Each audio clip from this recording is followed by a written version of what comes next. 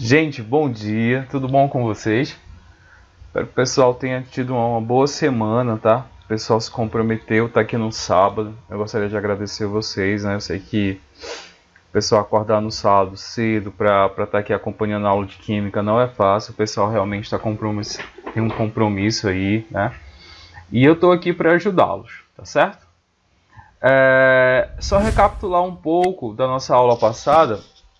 Esse nosso projeto ele visa a gente ver como é que a gente consegue estudar para a prova, né, de uma forma mais direcionada, né? Então vou tentar trabalhar as questões de química e direcionar a vocês os conteúdos que realmente os conteúdos que mais caem, né, nas provas do Enem e dar uma pequena base aí para vocês, né? E ajudá-los nesse caminho, tá bom? O pessoal que está assistindo a primeira aula, eu recomendo o pessoal pegar o material que eu deixei lá no grupo. Eu vou até repostar novamente esse material. Ele mostra, né, uma síntese de um raio-x que eu coloquei, né, como se fosse da prova do ano passado, onde eu relaciono as questões, né, os assuntos que mais caíram. E dentro desses assuntos a gente está trabalhando nessa primeira aula. Mas o nosso foco é maior, né? Nosso foco é trabalhar as últimas 5 provas para a gente entender como é que funciona a dinâmica da prova do Enem e dentro da química, né? E a gente vai trabalhar inicialmente a parte de química ambiental, né? A Jennifer lá já colocou aqui que parecem ser fáceis, mas realmente sim, né? A química ambiental ela é interessante porque ela vai permear outras áreas aí, né? Não somente química, mas também a parte de biologia, a parte histórica. Se você pegar a geografia também vai estar inserida nesse contexto. E é um assunto que ele chama bastante atenção, né? Existem várias pautas ambientais, né, sendo colocadas e é pertinente esse conteúdo, tá bom? Então a gente vai ver que dentro da química os assuntos que são cobrados e a gente vai tentar trabalhar eles aí. Aconselho o pessoal que está acompanhando aí pegar um, um caderno, uma caneta, né, para fazer as anotações, tá bom?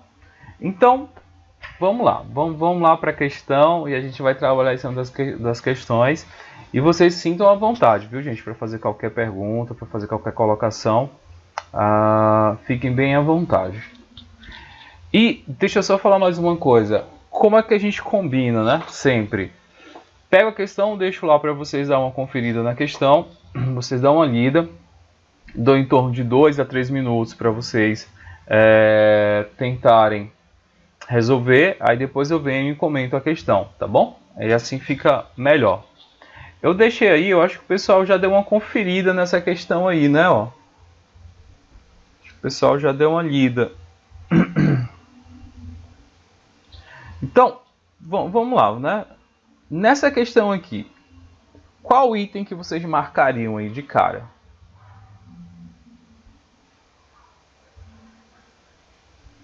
O pessoal tá ali entre a C e o item D, né? A maioria tá indo no item D.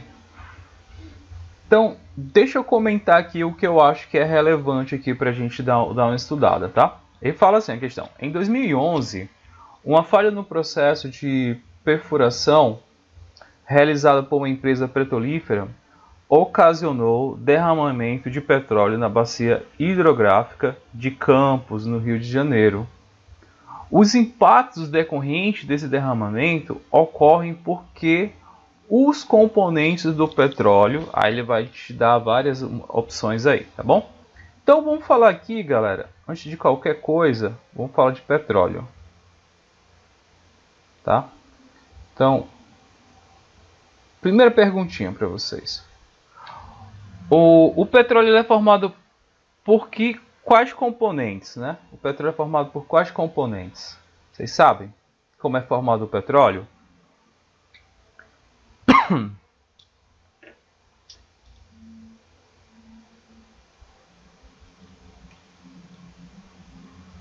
Alguém quer chutar aí? que é o petróleo, né? Como é que é formado o petróleo? A galera fala tanto de petróleo, por que o petróleo é tão importante assim, né? O que ele tem de especiais? Rinaldo falou aqui de animais mortos. Eu esqueci o nome, né? Fósseis, né? A Jennifer já colocou lá, restos mortais. Existem condições, tá? Existem algumas teorias, mas a gente vai trabalhar no que é cobrado dentro do Enem, tá? Então, negócio orgânico, tá dentro, né? Biodegradáveis, é por aí, tá? O petróleo, ele é formado, segundo uma teoria, ele vai ser formado por, o pessoal colocou restos e tal, né? A gente vai chamar de compostos orgânicos, né? São os plânctons, né? Compostos orgânicos. Então, esses plânctons, há milhões de anos atrás, eles foram soterrados, né?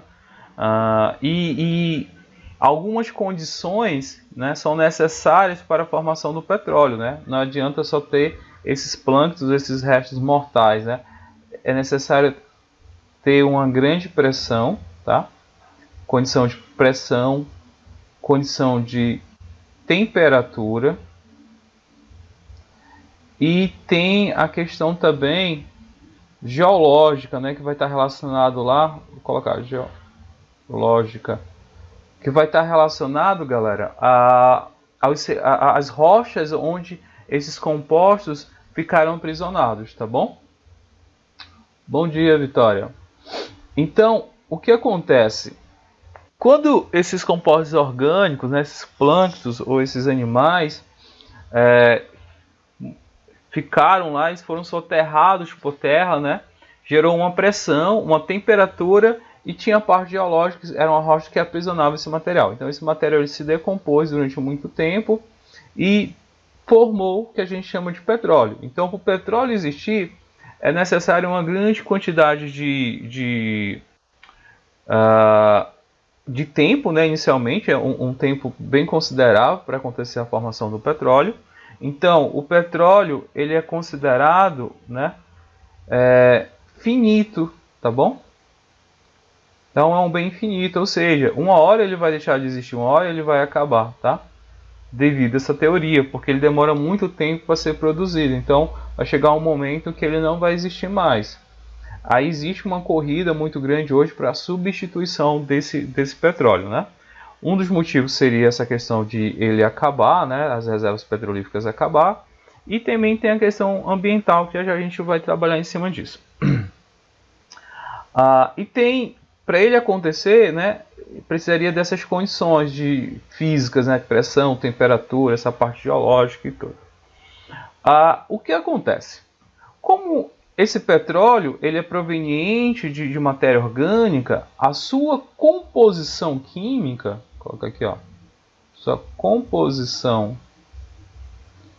química são de materiais que contêm esses elementos, principalmente esses elementos aqui, ó, carbono, a gente vai ter hidrogênio, a gente vai ter o oxigênio, a gente vai ter o enxofre, o nitrogênio, tá?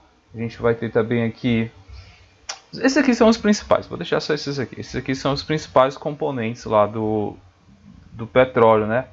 Os principais elementos presentes no petróleo. Mas se você for analisar o petróleo em si, eles são cadeias carbônicas, entende? São cadeias carbônicas, são formadas a partir de cadeias carbônicas. Já que são compostos orgânicos, a gente vai ter aqui, ó, cadeias carbônicas, tá? Professor, e essas cadeias carbônicas, elas são de que forma? São abertas, fechadas, são ramificadas, cadeias longas, cadeias curtas? Aí que está o segredo, né? O petróleo, se você for analisar, ele é tudo isso, é uma mistura de cadeias carbônicas.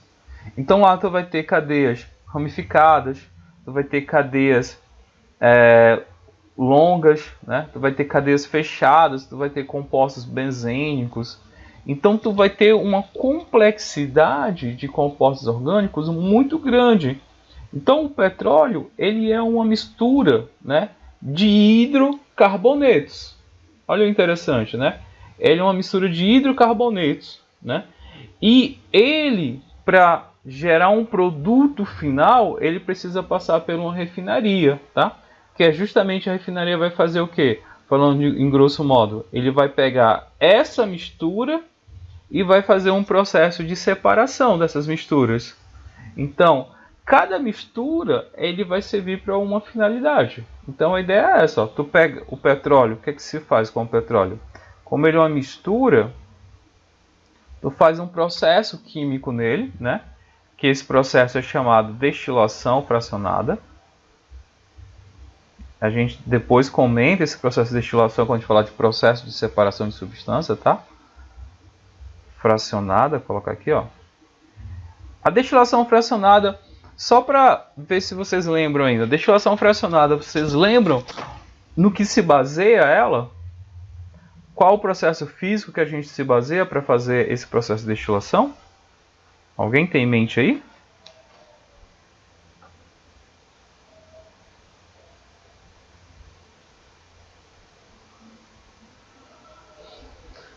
Eu vou só citar aqui algumas coisas. Ó. O processo de destilação ele vai se basear no ponto de ebulição, né, na temperatura. Ele vai aquecer o material, vai ter uma torre de destilação, aí vai separar tipo os componentes gasosos, né, que são as moléculas mais maneiras, né, que aí eu tenho um gás metano, tá? Tem um gás etano, o gás de butano, né, que é utilizado aqui como gás de cozinha. Aí depois eu vou ter cadeias um pouco maiores, né? Essas cadeias um pouco maiores a gente vai ver aqui que vai ter o querosene de aviação.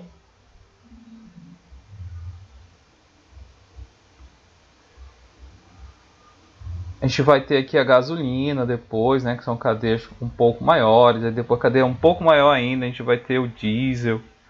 Aí depois a gente vai ter aqui os materiais para a produção do asfalto, né? Então, isso aqui, ó, são cadeias diferentes, tá? Cadeias com tamanhos diferentes. Então, eles vão gerar finalidades diferentes. Então, por isso que o petróleo ele é tão valorizado. Então, a primeira parte seria essa do petróleo. Qual a outra parte? Olha só. Em termos gerais, turma, os compostos orgânicos, eles são solúveis ou insolúveis em água? O que é que vocês acham?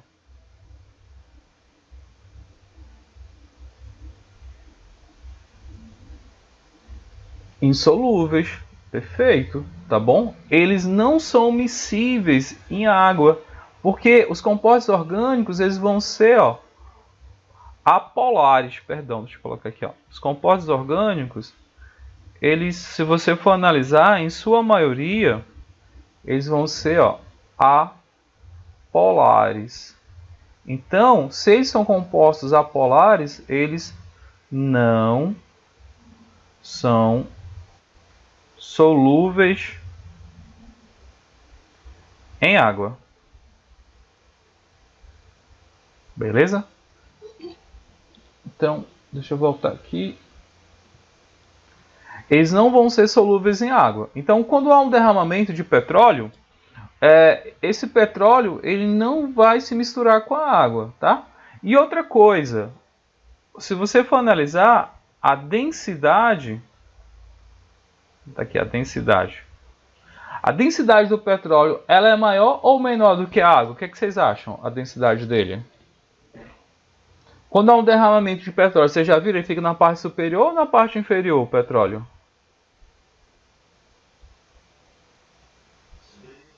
Superior, tá? Ele fica na parte superior. Se ele fica na parte superior, galera, a densidade dele é menor, tá? Ó, ele é menor que o da água, tá? A densidade dele é menor do que 1.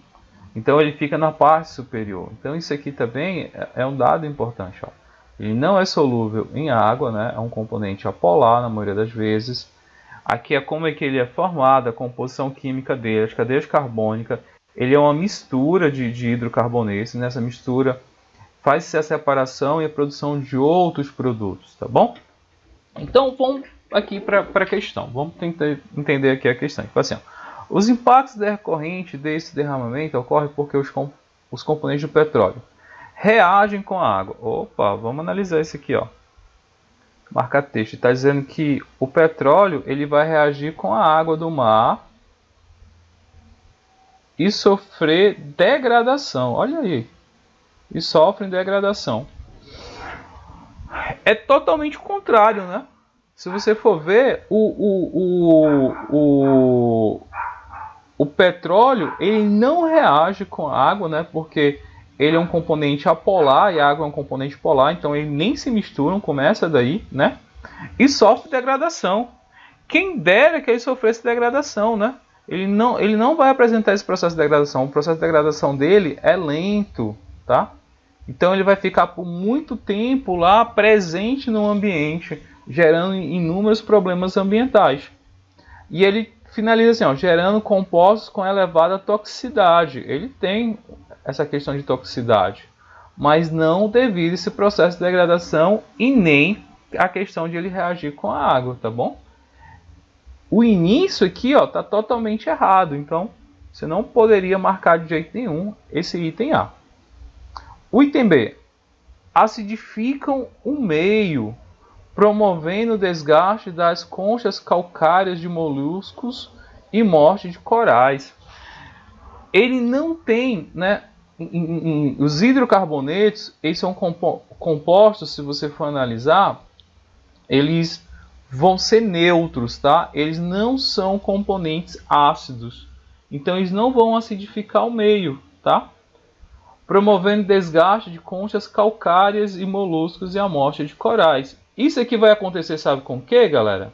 Quando ele fala esse item B aqui, com a liberação, ó, de CO2. O CO2, né, podem até anotar aí, ó, o CO2 acontece isso aqui, eu vou até colocar aqui, ó. O gás carbônico, né, quando ele aumenta demasiadamente, ele provoca isso aqui no ambiente, tá? Porque ele vai formar o ácido carbônico, né, e esse ácido carbônico é solúvel em água e ele acidifica o meio e gera esse problema aqui. Mas não o petróleo. O petróleo ele não vai acidificar o meio, né? O petróleo ele é um hidrocarboneto. Os hidrocarbonetos, em gerais, né? Os hidrocarbonetos, na verdade, eles são neutros. Eles não são básicos e nem ácidos, tá? Então, isso aí também está errado, o item B, tá? O item B estaria errado. O item C, né? Dissolvem-se na água. Começou errado, né? Ó. Dissolvem-se na água, e está dizendo, se mistura a água. Não, não de jeito nenhum. Eles não são solúveis em água. Então, tá errado isso aqui, ó. Tá? Não pode. Causando a mortandade dos seres marinhos por ingestão da água contaminada. Não, não é por isso, tá? Então, aqui tá falso. O item D, né? Que a galera, vocês colocaram. Tem caráter hidrofóbico. Opa!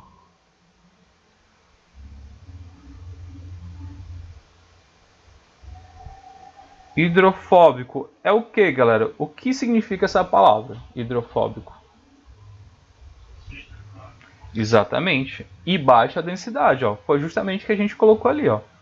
Ele não se mistura com a água. Hidrofóbico, né? É fobia à água, né? Então ele não se mistura à água, né? E baixa densidade. Perfeito, foi o que a gente falou. Densidade menor do que a da água, ou seja, ele tem uma baixa densidade. Impedindo as trocas gasosas entre o meio aquático e a atmosfera. Exatamente. Se você for ver, ó, como a gente tem aqui, vamos imaginar aqui, tem a água, né? Aí o petróleo, ele fica nessa parte superior aqui, ó. O derramamento aí não se mistura com a água, ele fica na parte superior. Então, as trocas gasosas que iriam acontecer aqui com o meio ambiente, ele meio que cria uma barreira, tá? Como ele cria uma barreira, ele não permite, né? Ele não permite que aconteça essas trocas gasosas. Então, gera um problema ao meio ambiente, né? Ao meio aquático. Então, hidrofóbico, só colocar aqui, ó. Não se mistura com água. Então, interessante ter esse vocabulário, viu, galera? Lembrar disso aqui, ó. Hidrofóbico. E gera problemas com as algas também, sim, sim. Todo o ambiente, tá? Todo o ambiente, cara, ele vai gerar impacto ambiental, né? Ele vai gerar grandes impactos ambientais naquele ambiente em que ele fique. O item E fala assim: cadeia pequena e elevada volatilidade, contaminando a atmosfera local e regional em função dos ventos nas orlas marítimas. Ó, os hidrocarbonetos, em sua maioria, as cadeias elas não são pequenas. Tá? Vou ter cadeia pequena? Vai. Mas não é só a cadeia pequena que tem lá. Tem as cadeias grandes, né? Produção do diesel, do asfalto. Elas são formadas a partir de cadeia aqui acima de 12 carbonos. Né? O asfalto são cadeias a partir de 30 carbonos. Então são cadeias imensas. Né? E essas cadeias imensas elas não são voláteis. Né? Mas as cadeias pequenas sim, são voláteis, mas ele erra no momento em que ele faz, são cadeias pequenas, tá bom? Então, isso aqui, ó, tá falso, tá? Seria correto aqui, ó, o item D, tá? O item D, o item que vocês deveriam marcar. E é interessante que a galera já consegue, né? Você dá uma lida, você já consegue direcionar realmente o que você tem que marcar, né? Então, são questões teoricamente fáceis, né? Então, vou passar aqui para outra, viu, galera? Vou passar para outra questão. Alguma dúvida antes de eu passar? Gerou alguma dúvida aí com vocês? Professor, não entendi tal ponto. Ou deu para entender? Compreensão ficou legal? Beleza. Volatilidade. Volatilidade, tá. Esse termo volatilidade é a capacidade de uma substância passar para o estado gasoso. Tá? Como assim, professor? Essa volatilidade ela está relacionada também com as forças, chama aqui, ó, as forças intermoleculares. Deixa eu colocar aqui, intermoleculares. Vou dar um exemplo prático. Se tu colocar o álcool em uma das mãos e a água em outra mão, quem é que vai passar para o estado gasoso mais rápido? O álcool ou a água, Carol? O álcool, beleza. Por quê? Porque ele é mais volátil. As ligações entre as moléculas de álcool elas são mais fracas do que as ligações entre as moléculas de água, tá? Então isso é chamado forças intermoleculares. Então, o álcool ele tem uma facilidade de passar para o estado gasoso maior do que a água. Aí esse termo, essa facilidade, ele é chamado de volatilidade. Ok?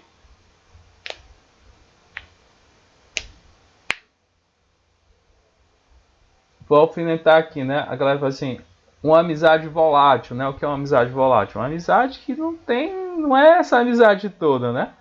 Que ela se vai rápido, né? Então, esse termo às vezes é utilizado no dia a dia. Enfim, vou passar aqui, galera. Vou para outra questão. Ó. Essa outra questão aí, a gente faz aquele combinado, tá? Como a questão que eu acredito dê para fazer aí em 2 minutinhos, tá? Dá uma lida e vê em 2 minutinhos que vocês conseguem fazer. Pronto, a galera já foi aqui, né? Então, vamos falar um pouco de pré-sal, né? Vamos falar um pouco de pré-sal. O que é o pré-sal, né? Imagina só. O Brasil, cara, ele é ele vende tecnologia de exploração de petróleo, né, para os outros países em águas profundas.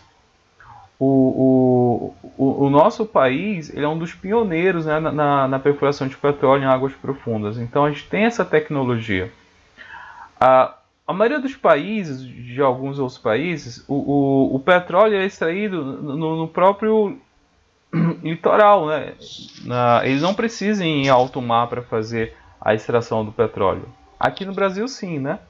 Então descobriu uma faixa enorme de petróleo ali entre o Rio de Janeiro, vem até aqui no Nordeste, então tem uma grande quantidade de petróleo em águas profundas, né? E eles chamam de pré-sal. Por quê? Porque imagina que eu tenho um mar, né? E lá embaixo, lá nas profundidades, eu tenho uma camada salina, tá? Essa camada salina que eles chamam de pré-sal, tá? Seria uma camadazinha salina. Então eles têm que e aqui embaixo, ó, tem o petróleo, tá? Eles têm que extrair o petróleo aqui nessa parte inferior. Então, se você for analisar, eles vão ter que vir, ó, fazer aqui a extração, tá? E eles têm que perfurar, né, essa camada aqui que a gente chama de pré-sal em altas profundidades e aqui fazer a extração de petróleo. Então, tem um naviozinho lá, ó. Esse navio vem com a sonda, tá? Essa sonda fura essa camada de pré-sal e faz a extração aqui do petróleo, tá? Então vamos lá. A gente viu que o petróleo, eles são cadeias, né? São misturas de cadeias de basicamente, né? Hidrocarbonetos. Então, se você for fazer uma análise química, a maior composição vai ter lá carbono e hidrogênio. Professor, mas pode ter oxigênio? Pode, mas em sua grande maioria a gente vai ter carbonos e hidrogênios, tá? Então essa é a estrutura básica lá do composto de petróleo, são compostos orgânicos.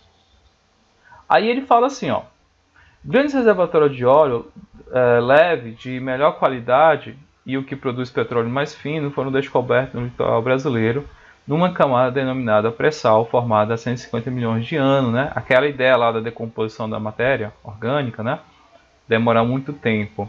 E quando ele fala óleo leve, mais fino, né? De melhor qualidade, porque o petróleo, ele tem, né? O petróleo, ele não é igual, tá? O petróleo que é extraído aqui do Brasil, ele é diferente do petróleo que é extraído lá na Venezuela, que é extraído lá na Arábia Saudita, tá? Tem os petróleos, eles têm uma variação na sua composição, na sua cadeia de hidrocarbonetos. Aí a ideia é assim, ó, quanto menor a cadeia, melhor é o petróleo, porque você consegue produzir a matéria-prima final de melhor qualidade, né? Você não precisa passar por outros processos de craqueamento do petróleo e tal. Então, esse petróleo que foi descoberto é um petróleo interessante. Por quê? Porque ele tem uma melhor qualidade do que o petróleo que a gente já produz aqui no nosso país. Aí ele vai falar assim, ó, a utilização desse recurso energético acarreta para o ambiente um desequilíbrio do ciclo do... Opa!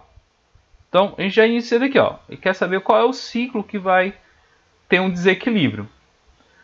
Meu amigo, só pode ser dois, tá? Quais? Carbono ou de hidrogênio. De hidrogênio? Não pode, né, galera? Então esquece hidrogênio aqui. O ciclo que vai ser alterado vai ser de quem? Ó? Do carbono. Toda vez que tu estiver falando de ciclo, desequilíbrio relacionado ao petróleo, cara, lembra lá que o petróleo é formado de carbono e hidrogênio. Então o ciclo que tu vai interferir vai ser o ciclo de carbono. Então, do nitrogênio, esquece, o nitrogênio não vai interferir. O petróleo, tá? Tô falando petróleo, não vai interferir no ciclo do nitrogênio. Do fósforo, também não, né? Professor, mas tem nitrogênio lá no petróleo, pode ter nitrogênio? Tem, mas é só um traço, uma quantidade muito pequena, assim como do fósforo. Então, quando tu vai extrair o petróleo, né? Tu não vai interferir significativamente nesse ciclo. Tu vai interferir em qual ciclo? Naquele que tu consegue tirar mais. Que ciclo é esse? Ó? É o ciclo do carbono, tá bom? É o ciclo do carbono.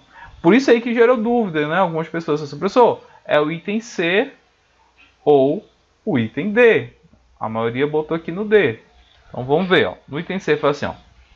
Carbono, devido ao aumento dos carbonatos dissolvidos no meio ambiente marinho. Tá. Vamos lá. O aumento dos carbonatos. Professor, o que são os carbonatos? Vou até colocar aqui, ó. Botar de outra cor para destacar. Carbonatos, tá bom? Os carbonatos são esses compostos aqui, ó. Esse íon aqui, CO3, tá? Isso aqui são os compostos chamados carbonatos. Esses carbonatos, eles são dissolvidos no meio ambiente, mas esses carbonatos são inorgânicos, são componentes inorgânicos, tá bom? Eles são provenientes de uma reação, né, que pode acontecer, tipo, do CO2 mais a água, tá? Aí esse composto aqui, opa, bota aqui, ó. Esse composto formando isso aqui, ó. O ácido, né? O ácido carbônico, né? Ou esse carbonato reagir com alguns outros íons, né, da família dos metais alcalinos, os metais calinos terrosos, pode formar também esses componentes, né? E eles, sim, eles podem ser dissolvidos, né? Alterar lá o ambiente marinho, diminuindo o pH e tudo. Mas não é o caso aqui, galera, tá? A gente não está trabalhando com esses compostos inorgânicos, né? Sendo que indiretamente, ó, quando tu extrai aqui os hidrocarbonetos, como esses hidrocarbonetos, né, o petróleo ele vai geralmente ser formado combustível na sua maioria, e esses combustíveis no momento da sua combustão libera CO2, né? Aí esse CO2 vai formar o ácido carbônico, né? E esse ácido carbônico pode sim ser solúvel no meio marinho, né? E gerar alguns impactos. Mas é de forma indireta, né? Não é de forma direta. Professor, então tá errada? Sim, né? Porque a pergunta lá, ó, ele quer saber do petróleo direto, né? Ó. Então, se a gente for ver, o item dele fala assim, ó, carbono devido à liberação de cadeias carbônicas aprisionadas abaixo dos sedimentos. Esse petróleo aqui, ó, esses carbonos que estavam presos aqui, eles não estavam participando lá do meio ambiente, né? Na parte superior, eles estavam lá paradinho, guardadinho. No momento que tu tira, tu libera uma carga carbônica, tu interfere no ciclo do carbono, gerando vários problemas, né, ciclo de carbono. Um dos problemas que é gerado aí é o que a gente chama lá de efeito estufa, né, que a gente vai conversar depois sobre ele, tá? O efeito estufa, devido ao aumento da concentração de CO2 na atmosfera, né? Então, tu vai interferir diretamente aqui nesse ciclo de carbono. O item C, ele não é totalmente errado, entende? Mas o item D, ele fecha melhor, tá? Ele fecha melhor a resposta. Então, o Enem tem disso também. É uma coisa que eu até gostaria de falar com vocês. Às vezes, o Enem, ele dá questões, né? Itens que eles são corretos, mas tem aquele item que ele é mais correto. Que ele abrange melhor, né? Ele consegue fechar melhor a resolução da questão. Vocês vão ver muitas questões assim, tá? Mas o item correto aí, galera, é o item D, tá? O item D. Então, vocês conseguiram entender o que eu quis falar para vocês aí? Gerou alguma dúvida em relação a isso?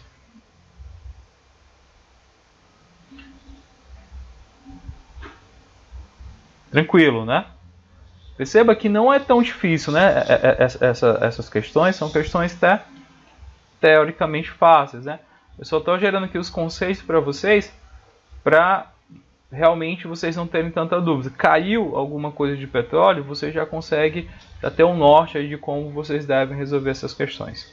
Então, vou aqui para outra questão, mesmo esquema, tá? Essa é uma questão que é interessante também, né? Eu acho que está mais relacionado à biologia aí também do que a própria química, mas a gente vai responder. Tem a parte biológica e a parte química e a gente dá uma analisada aí e tenta resolver essa questão.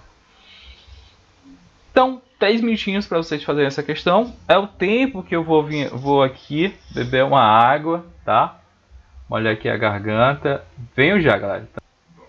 Pronto, galera, voltei, tá? Vamos lá, vamos discutir a questão. Uma questão interessante para ser discutida, tá? Então, a questão fala assim, ó.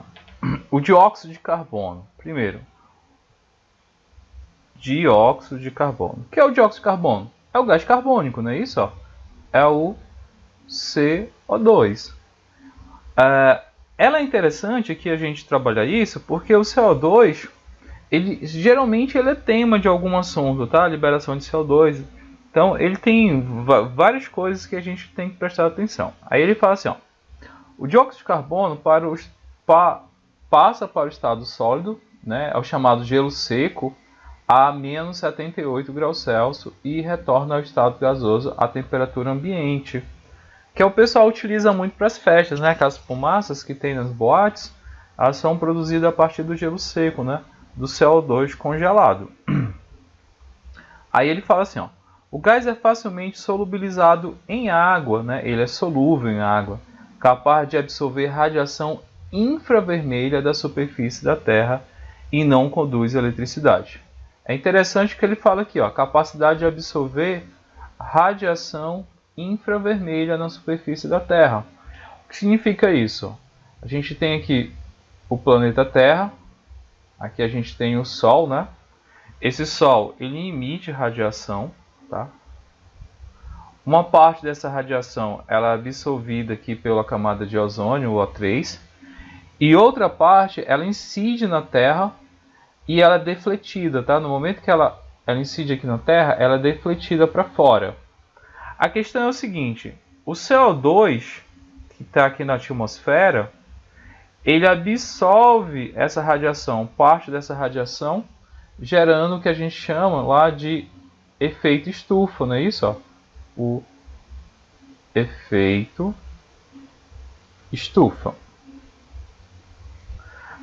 Aí eu quero salientar uma coisa aqui.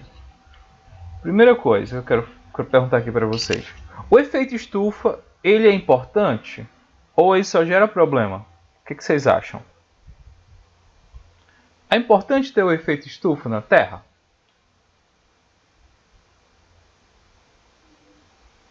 Perfeito, é importante, tá? É importantíssimo. O efeito estufa, ele serve para aquecer a Terra.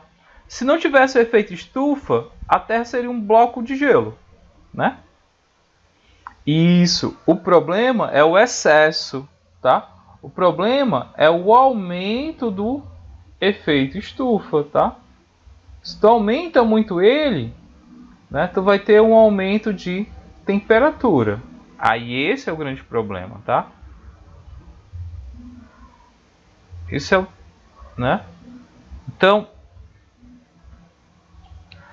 o aquecimento global, ele precisa acontecer, né? Assim, o efeito estufa, a temperatura da Terra, ela tem que aumentar, né? Mas em um determinado nível, né? Que é o aceitável. Só se quando tu começa a poluir demais, liberar muito CO2 na atmosfera, muito, tu aumenta a concentração desse CO2, tá?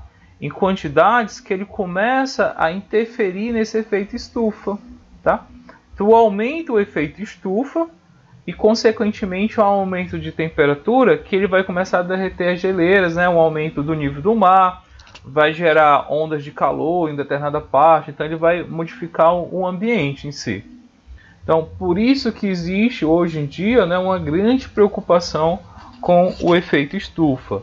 Mas deixa claro, o efeito estufa, ele não é maléfico, né? O efeito estufa ele tem que acontecer. O que não pode acontecer é o aumento do efeito estufa, tá? Então isso tem que ficar bem claro.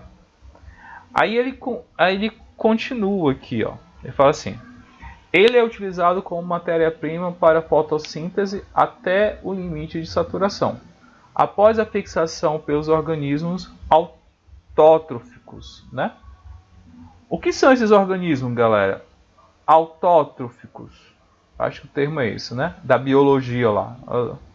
Viajando aqui com vocês em biologia. O que são esses organismos? Auto, né? O que significa esse auto?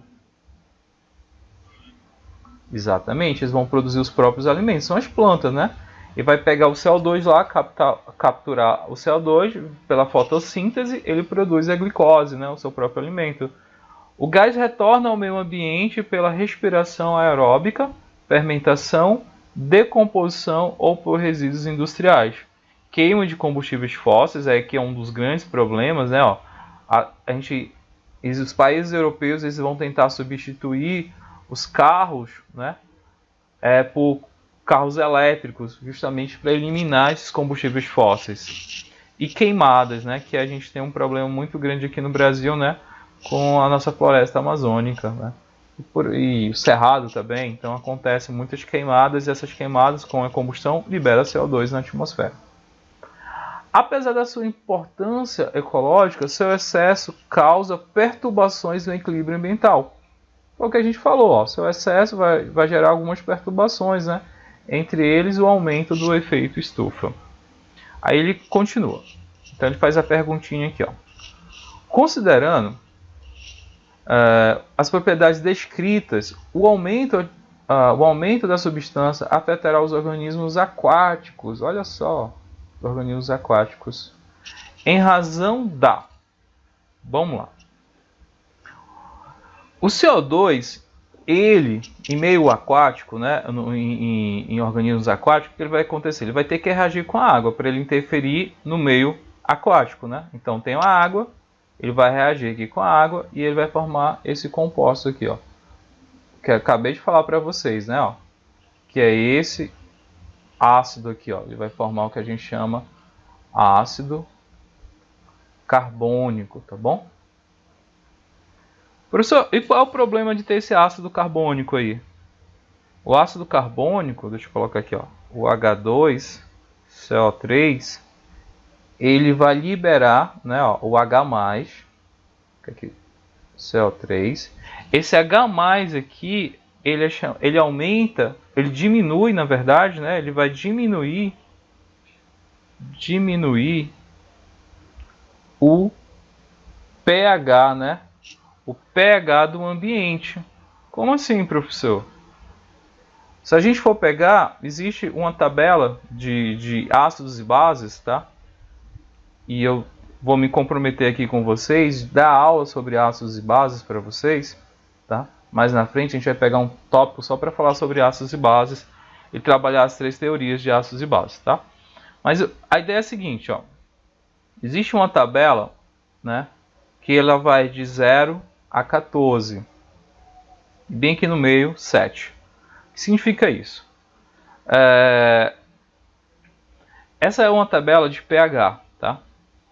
Valores abaixo de 7, eles são considerados componentes ácidos. Então, quanto menor o valor de pH, quanto mais próximo de 0, maior vai ser a acidez, tá? Valores acima de 7, tu vai ter componentes básicos, né? São os compostos básicos. Quanto mais próximo de 14, mais básico, tá bom? São extremos. E em 7 aqui, galera, é quando eu tenho compostos que são ditos neutros, tá bom? Então, o que eu estou falando para vocês, ó?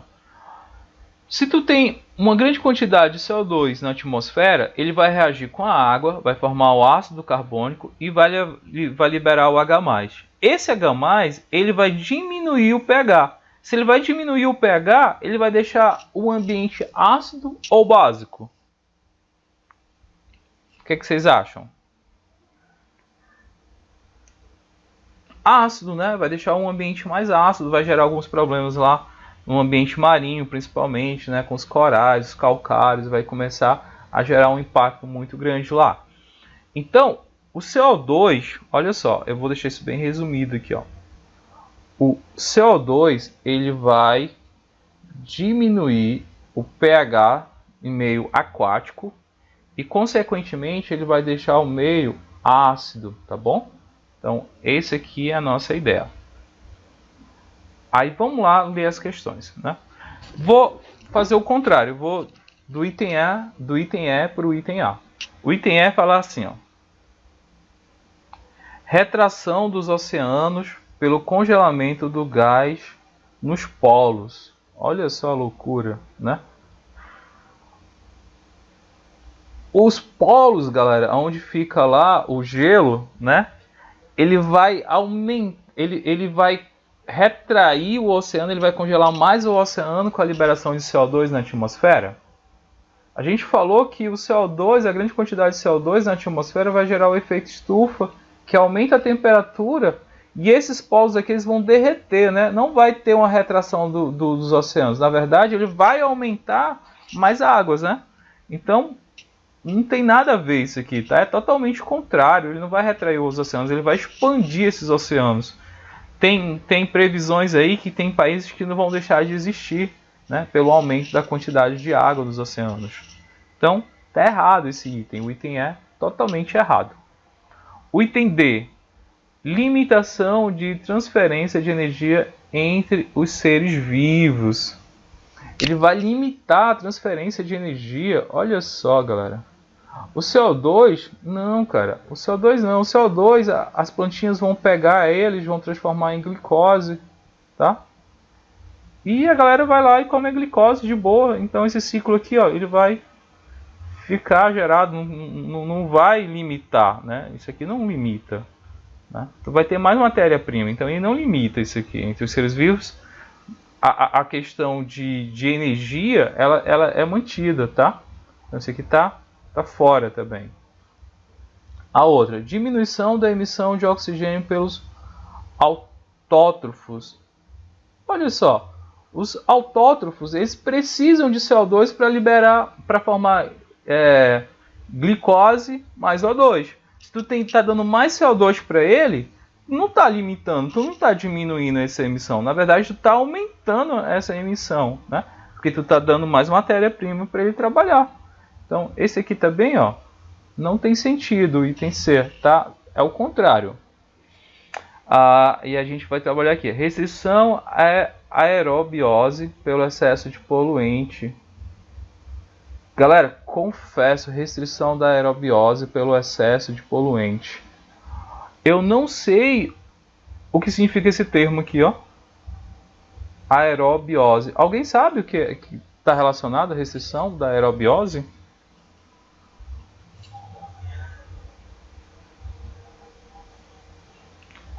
Restrição aerobiose.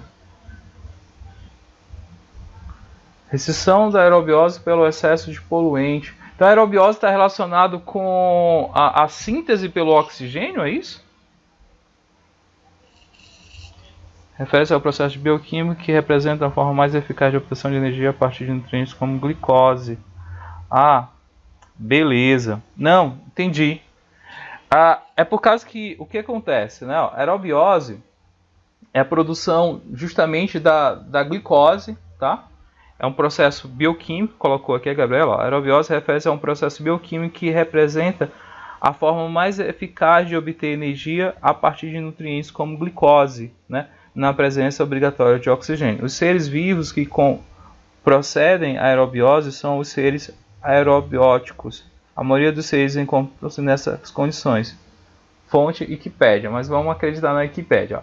Aerobiose, eu vou precisar lá da questão da glicose, tá? Da glicose mais do O2, né? Para gerar energia. A gente faz isso, né? O nosso processo metabólico ele faz isso. A gente utiliza a glicose lá nas mitocôndrias, né? Com a presença de oxigênio para gerar energia do processo, né? O excesso do poluente, esse excesso está falando de CO2. Vai acontecer uma restrição. Olha só, para a gente ter a glicose, a plantinha ela precisa do CO2. Então, não há restrição devido à questão do CO2. A galera tá trabalhando aqui com a ATP, velho. A parte de bioquímica, né? Então, galera, não vai ter essa restrição, tá? Vocês conseguem entender, ó? O CO2, na verdade, as plantas vão gerar mais glicose. Então, consequentemente, a gente teria mais glicose disponível, entendeu? E a presença, o CO2, ele não impede a presença de oxigênio. Então, uma coisa não está relacionada à outra aí, tá? Falso isso aqui também. E o item A, ele fala assim, a redução do potencial hidrogeniônico. Professor, o que é isso? Potencial hidrogeniônico. É o chamado pH, tá? Olha só. Faz toda a diferença isso aqui, né? Se ele fala redução do pH da água, dava certo. Aí ele pegou e complicou. Ele chamou o potencial hidrogeniônico de... Ele deu o nome, né? Na verdade, geralmente a gente chama de pH. Mas é isso, ó, é redução do pH que a gente viu, né? Ó. O CO2 ele vai diminuir o pH, né, no ambiente marinho, né, no ambiente aquático. Então, há uma redução aí, beleza? Então, o item correto, ó, o item A. E agradeço aí, a galera já me deu uma aula aqui, já aprendi uma coisa nova, né? Faz tempo que eu não vejo biologia. Mas, tá aí. Tranquilo? O item A, viu, gente? O item A é o item correto.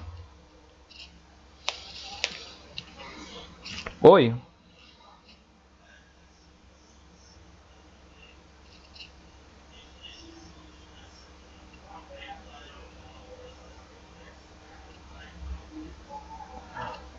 O item A ainda, sabe por quê? Porque ele fala, quando ele vai fazer a pergunta, ele fala assim, ó, considerando as propriedades descritas, o aumento atmosférico da substância afetará os organismos aquáticos. Tá? Os organismos aquáticos em razão da... Então, ele está se referindo especialmente aos organismos aquáticos. Como é que é o comportamento? Quando tem alteração do pH da água, né? Quando tu altera o pH da água, tu modifica totalmente, né, aquela condição. O impacto ambiental ele vai ser bem maior do que vamos supor, uma condição de mínima de glicose no teu sistema. Quando tu modifica o pH, para ter uma ideia, o processo metabólico, né, dos próprios organismos, o nosso sangue ele tem um pH ideal. Né? Tanto é que ele é uma solução tampão. Se tu alterar um pouco o pH do sangue, a pessoa vai a óbito. Por quê? Porque os processos metabólicos eles não conseguem mais acontecer. As enzimas presentes elas são deformadas. Né? Então, quando tu interfere o pH daquele meio, todo o ambiente aquático ele sofre um processo, né? um impacto grande. Tá? Então, o pH é um dos fatores físico-químicos, né, que eles são de extrema relevância. Tá bom?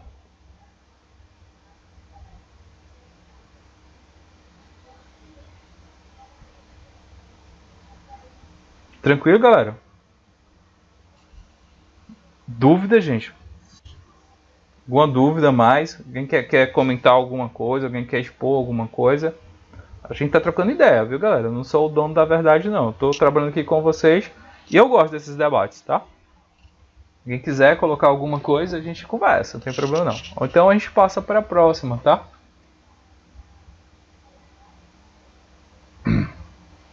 Então vou passar para a próxima, beleza? Fizer as anotações. Então passei aqui para a próxima. Ah, é legal esse aqui. Esse aqui, 2 minutinhos, dá para fazer rapidinho ela.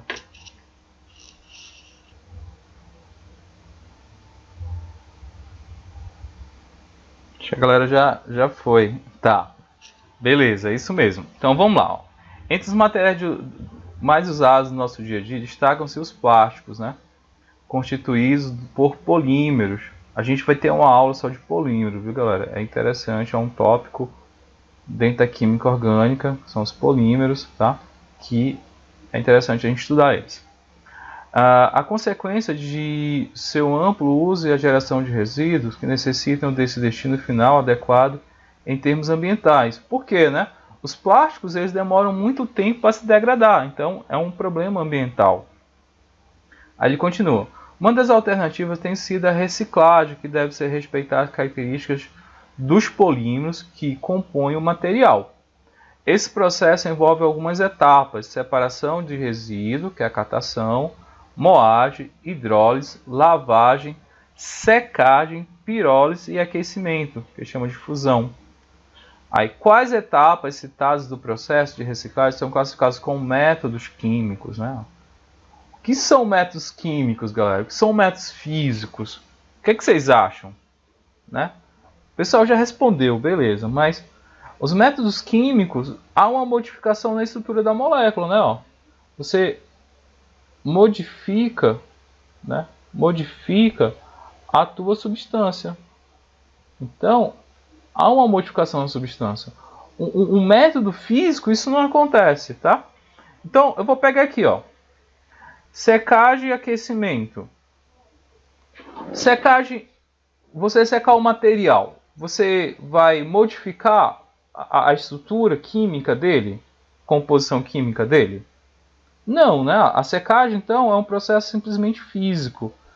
Aquecimento, quando ele coloca aqui aquecimento, ele está falando de fusão, ó.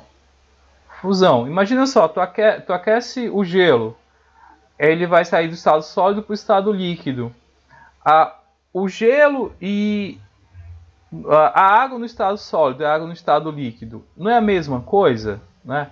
Ele modificou a estrutura dele? Também não, né? Então o aquecimento aí é físico também, ó. O item D, separação, químico ou físico? Físico, né? Simplesmente tu separou o componente. Hidrólise. Alguém sabe o que é hidrólise, galera?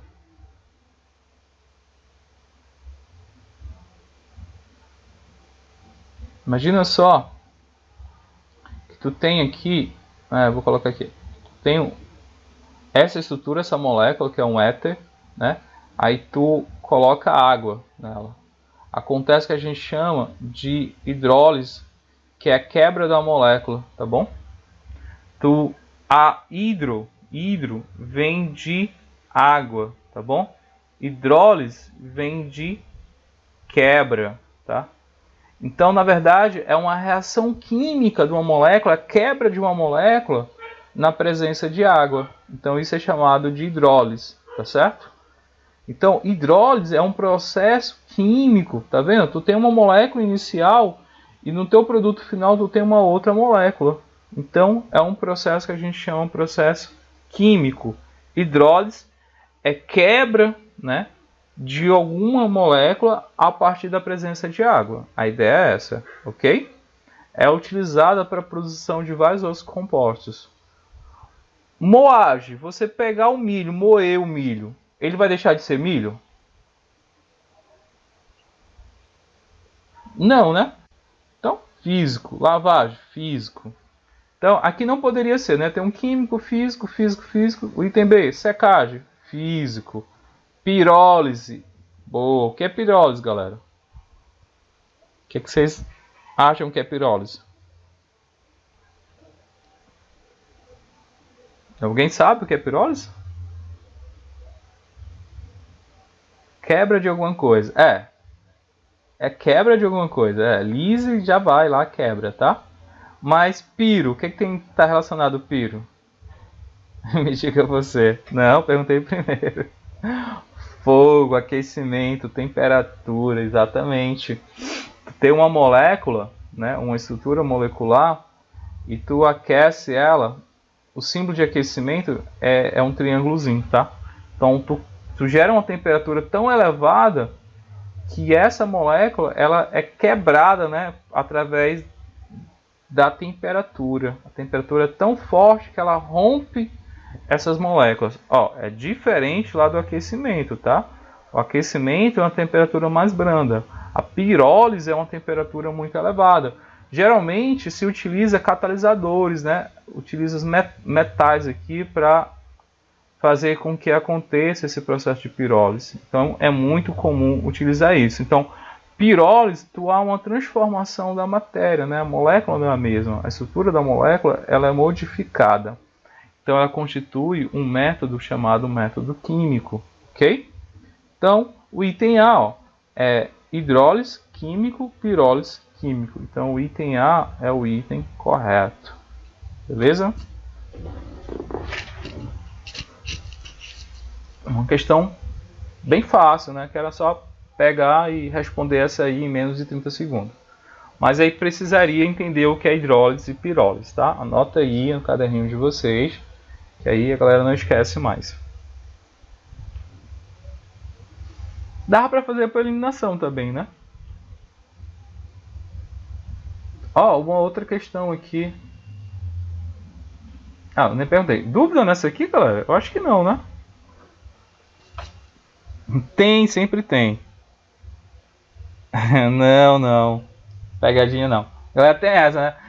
Tem um esquema que é assim, ó. A questão é tão fácil que o estudante fica assim, caramba, deve ter alguma coisa errada aqui. Aí fica viajando, né, na neuro dele, fica, eu acho que é por aqui, aí não é isso não, deve ser outra coisa, e acaba perdendo a questão. Tá, Vitória, eu vou explicar o que é a pirólise, tá? A pirólise, né, ó, é quebra, deixa eu escrever aqui, pirólise. Ela é, eu vou chamar assim, ó, de quebra, rompimento, né, de uma, bota aqui, a molécula pelo aquecimento.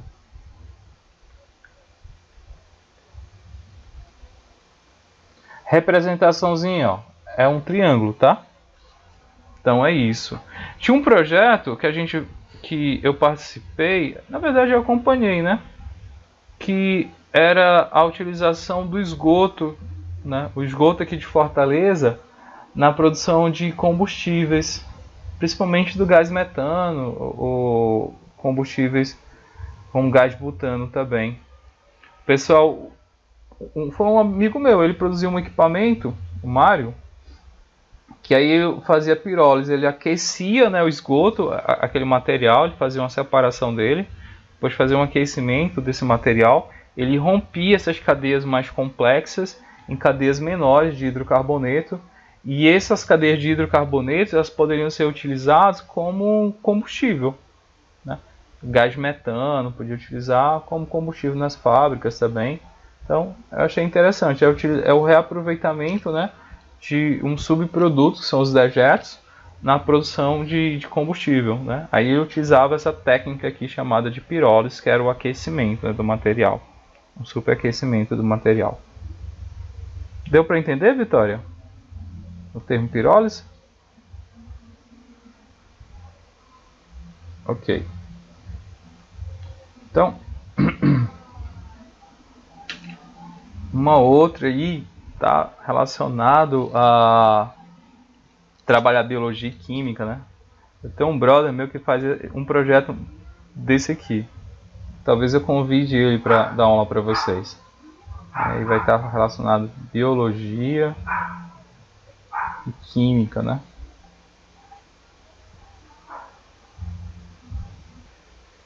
Vou pegar ela aqui e responder com vocês.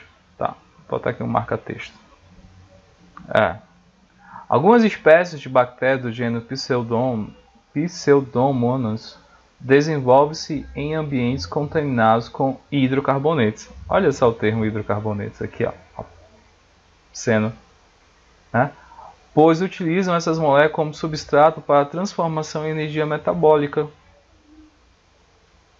Então ele está dizendo assim, ó, essas bactérias, as pseudomonas, elas vão pegar esses hidrocarbonetos, vão se alimentar dele e utilizar como energia metabólica. Esses micro-organismos são capazes de transformar o octano. Olha só a molécula octano aí, ó.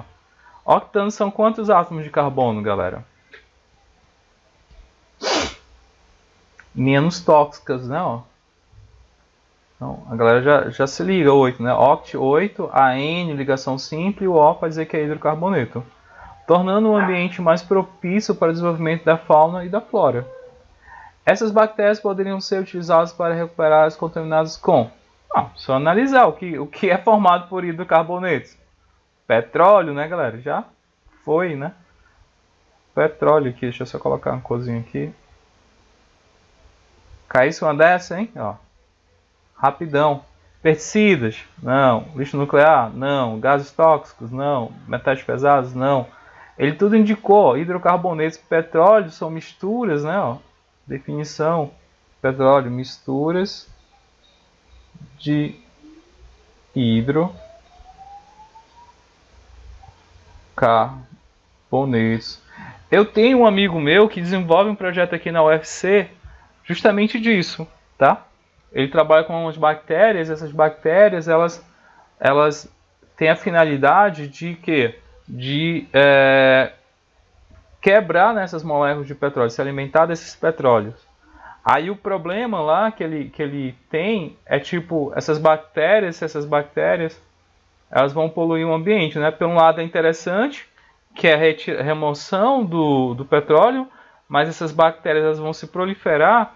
E será que essas bactérias vão gerar um outro impacto ambiental, né? Um impacto ambiental biológico? Então, ele tem que analisar isso, tá? Aí ele utiliza algumas argilas, onde fica aderida essas bactérias, então ele coloca lá para ver o que acontece e tal. É o estudo dele de doutorado, mas é interessante, né? Só que você tem que pensar o lado negativo também, né? Se essas bactérias, já pensou? Elas proliferam no ambiente e geram um impacto biológico bem maior do que o impacto que seria, né, o impacto químico lá dos hidrocarbonetos. Então, legal, uma questão bem fácil, eu vou passar para outra. Né? Ah, essa aqui. Essas aqui, galera, vocês têm que ter em mente isso aqui, tá? Dá uma lida, né? E ver o que vocês marcariam, tá?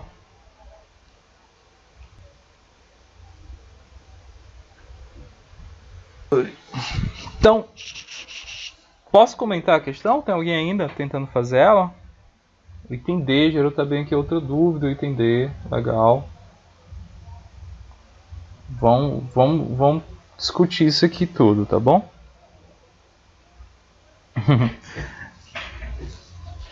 Exato, já caiu uma questão falando do desodorante, tá? Eu vou falar sobre isso, gente.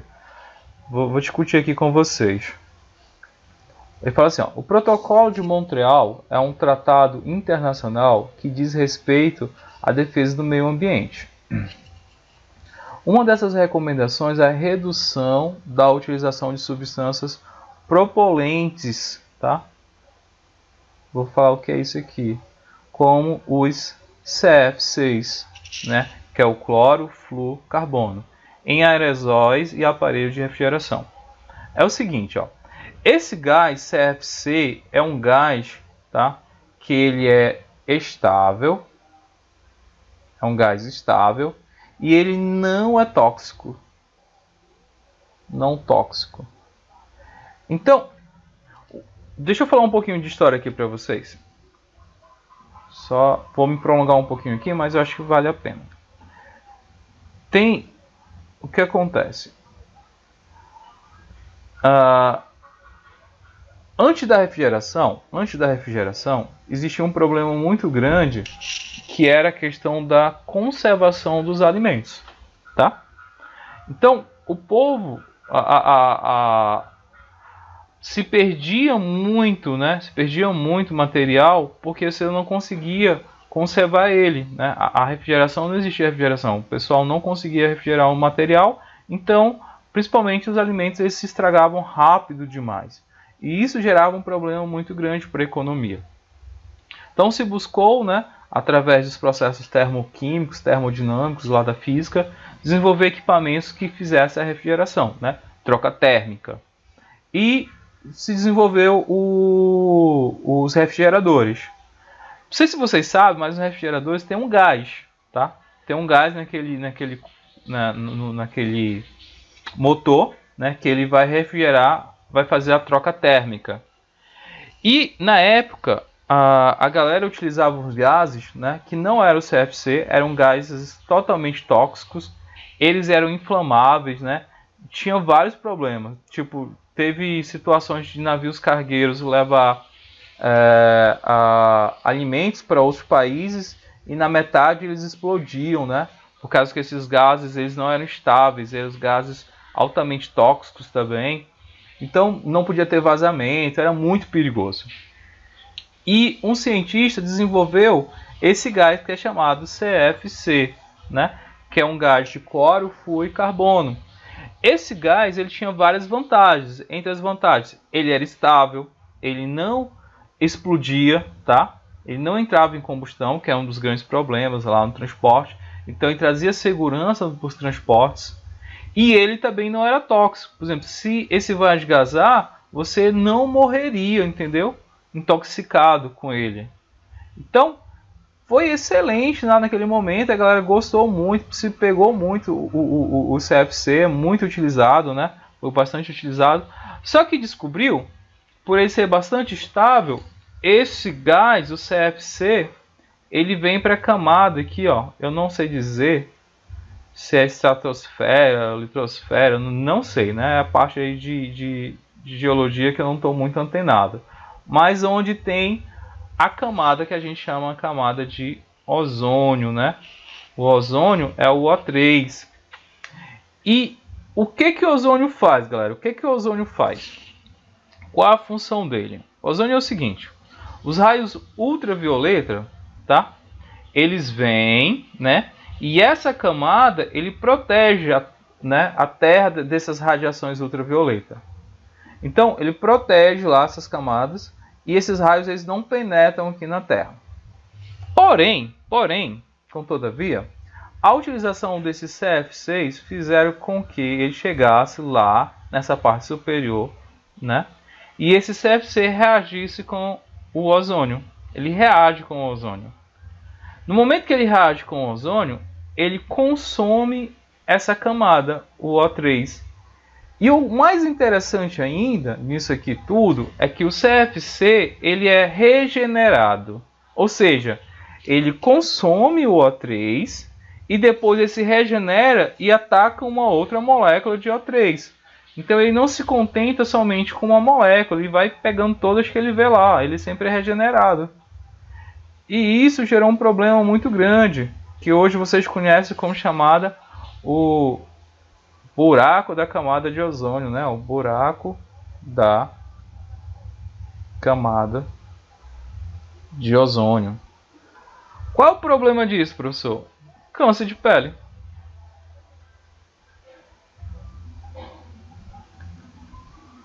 Vá para a praia, as meninas da estética há de me ajudar. Vá para a praia e não passe um protetor solar, tá? Para você ver o que acontece. Ainda mais tem os horários, né? Entre acho que 10 e 3 horas são os horários que a radiação ela tá mais propícia, né? Ela passa por esse buraco de ozônio, entra em contato com a sua pele e essa radiação ela queima a sua pele, tá bom? E ela pode alterar também o material genético da sua pele, gerando o que a gente chama câncer de pele, tá bom? Que é um dos cânceres mais comum que tem, né, no mundo, né, que é o câncer de pele. E antigamente, a galera não usava, né, se incomodava muito com os protetores solares. Hoje em dia não, nem tanto. Hoje a galera já usa bastante. Então, hoje em dia, se tenta de toda forma fazer a substituição desses gases, porque esses gases eles são maléficos, né, para a camada de ozônio, né? Alguns refrigeradores já não tem mais, né, esses gases. Os refrigeradores, ar-condicionados, né, os aerosóis que aí a Jennifer falou aqui quando você pega um desodorante, você for ler atrás dele, é interessante que ele não venha mais com esse gás CFC, que ele era utilizado como propelente, né? Aquele que faz o aerosol, ele gera pressão para sair o aerosol. Então, hoje em dia, a indústria tenta retirar esse gás, né, de mercado. Então, vocês fiquem antenados, né, quando vocês forem comprar o desodorante de vocês, verifiquem lá se ele tem ainda esse gás. Se tiver, dispense, compre outro, tá? Os refrigeradores também, hoje em dia, quando você vai comprar um refrigerador, né, você tem que estar atenado nisso, né? Você pergunta lá para o vendedor, esse gás aí tem CFC? Aí ele não sei, que eu travar um manual, dá uma lida, né? A maioria não tem mais, né? Que é a parte ambiental. Então, o Bruno já relacionou aqui, ó, envelhecimento precoce, mancha de pele, insolação, da espinha, queimaduras. E o pior, né, que é o câncer, né, Bruno? Câncer de pele. Então, se você for ver aqui, ó, essas recomendações visam o quê? Evitar a chuva ácida? Não, ó, a chuva ácida, ela está relacionada com esses gases aqui, ó, o CO2, o NO2 e o SO4, tá? Então, esses são os gases que geram as chuvas ácidas. Prevenir a inversão térmica, tá? Não está relacionado com a questão térmica, tá? A térmica lá, os efeitos estufa, né? Ó. Preservar a camada de ozônio. Sim, né? A camada de ozônio, sim. A camada de ozônio, ela sofre um grande problema aí, né? Com a utilização desses gases. Controlar o aquecimento global? Não, tá? É o CO2. Impedir a formação de ilhas de calor? Não. A ilha de calor está relacionada aqui à presença de árvores, né? Não sei se vocês já viram isso aqui, né? Tem ambientes que são mais quentes do que outros. Tipo, quando você passa o asfalto, a radiação que pega ela incide maior. Se tem plantas e tal, a sensação térmica é menor, né? Que são chamadas ilhas de calor. Então, o item correto aí, galera, dessa questão é o item C, tá? Tudo bem? Deu para entender essa aí?